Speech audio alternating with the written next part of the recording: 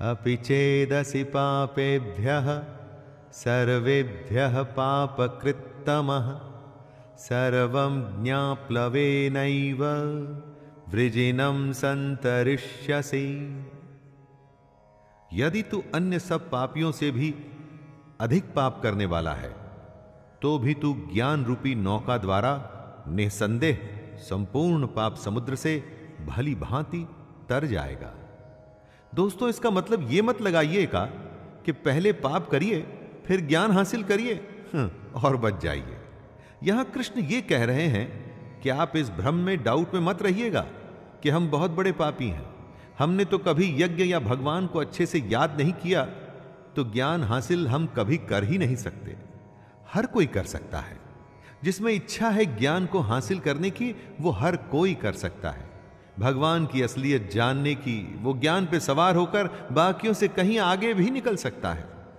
तो देर किस बात की दोस्तों, आइए प्रारंभ करें। यथैधांसि समिद्धोऽग्निर्भस्मसात् कुरुतेऽर्जुन ज्ञानाग्निः सर्वकर्माणि भस्मसात् कुरुते तथा। हे अर्जुन, जैसे जलती हुई आग में ईंधन जलकर खत्म हो जाता है, वैसे ही ज्ञान रूप अग्नि हमारे सारे कर्मों को भस्ममय कर देती है। ईंधन को जब आप आग में डालते हैं तो ईंधन बचता नहीं, सब आग बन जाता है। उसी तरह से जब ज्ञान आपको प्राप्त हो जाता है, जब आप ज्ञानी बन जाते हैं, तो आपके कर्म भी खत्म हो जाते हैं। यहां पर दोस्तों, कर्मों के खत्म होने का मतलब यह नहीं है कि आप कर्म करना छोड़ देते हैं।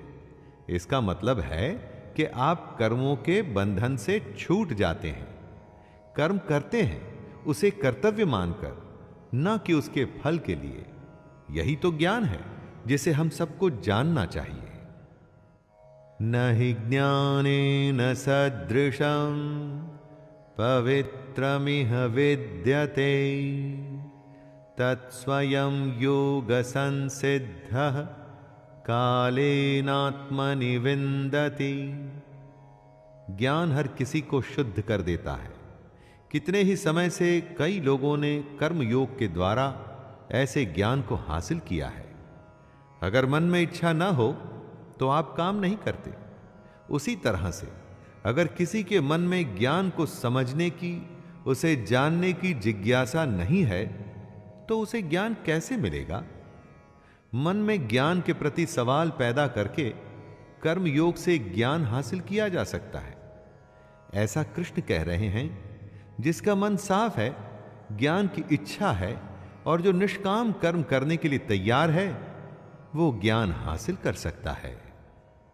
श्रद्धावान् लभते ज्ञानं तत्परः संयतेन्द्रियः ज्ञानं लब्ध्वा परां शान्तिं चिरेणाधिगच्छति।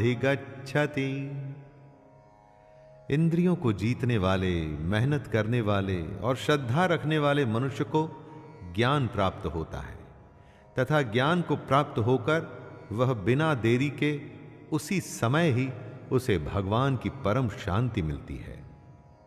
जब आप एग्जाम, परीक्षा देने जाते हैं और अगर आपको सारे जवाब मालूम हैं, तो परीक्षा देने में कोई परेशानी नहीं होती दोस्तों। उसी तरह से जो इंद्रियों के वश में करने की कोशिश कर रहा है, जिसके मन में ईश्वर के प्रति श्रद्धा है, उसको इस दुनिया की सच्चाई समझने में या ज्ञान हासिल करने में ज्यादा समय नहीं लगता। सही लगन और सही तरीके से आप दुनिया में कुछ भी हासिल कर सकते हैं।